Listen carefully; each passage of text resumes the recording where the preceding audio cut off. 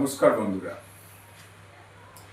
Wealth formula by SK মাঝি চ্যানেলে আপনাদেরকে স্বাগত জানাই। আমি সুশান্ত মাঝি। এখন আজকের বিষয় হচ্ছে যে মার্কেট ক্র্যাশ হয়ে যাচ্ছে।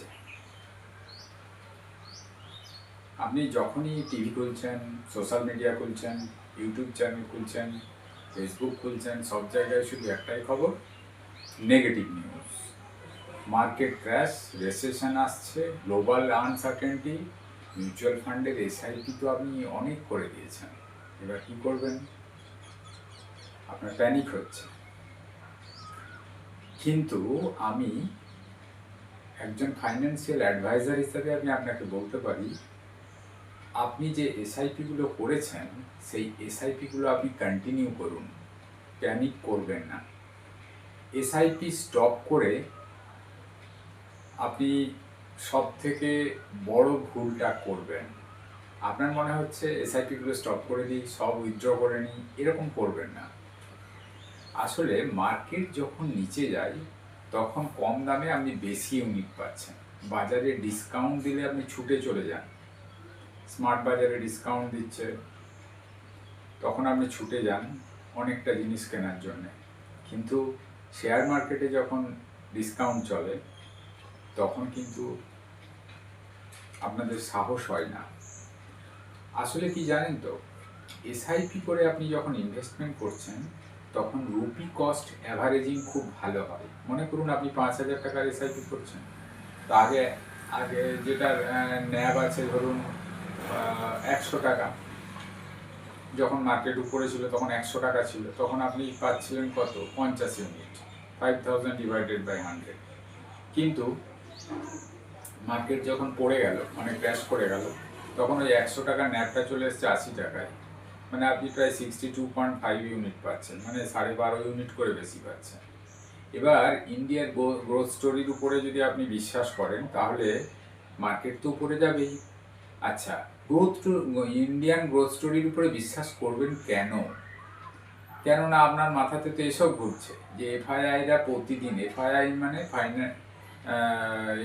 মানে হচ্ছে ফরেন ইনস্টিটিউশনাল ইনভেস্টমেন্ট, যেগুলো মানে আমাদের যেমন ডিআইআইরা আছে দেশের মধ্যে, যারা মিউচুয়াল ফান্ড কোম্পানি, এলআইসি, এই সমস্ত কোম্পানিগুলো যারা ইনভেস্টমেন্ট করে, সেরকম institutional investment, foreign institutional investor যারা আছে তারা কিন্তু বিক্রি করে বেরিয়ে যাচ্ছে।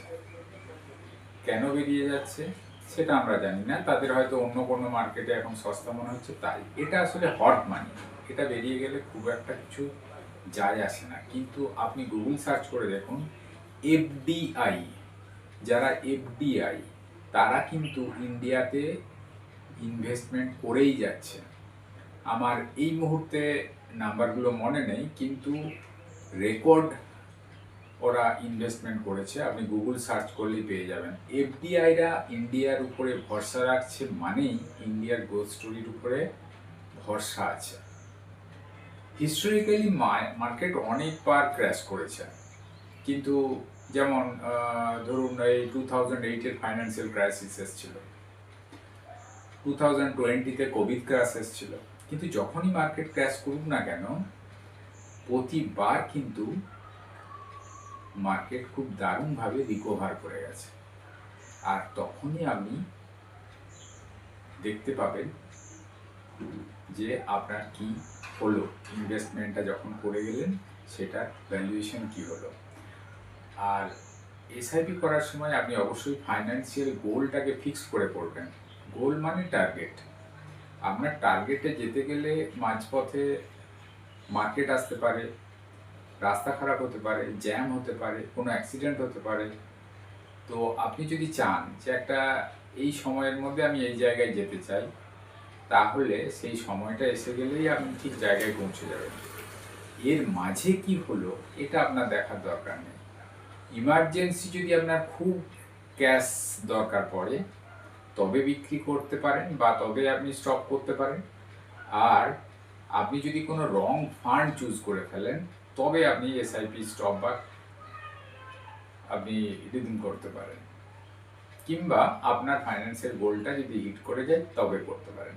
না হলে এসআইপি আপনার লং টার্ম ওয়েলথ ক্রিয়েশনে আপনাকে দারুণভাবে হেল্প করবে। আপনি ভেবে দেখুন, 10-15 বছর থাকুন, দেখুন আপনি ফাইন্যান্সিয়ালি ইন্ডিপেন্ডেন্ট হয়ে যাবেন আর গ্র্যাজুয়ালি টপ আপ করে যান। ধন্যবাদ।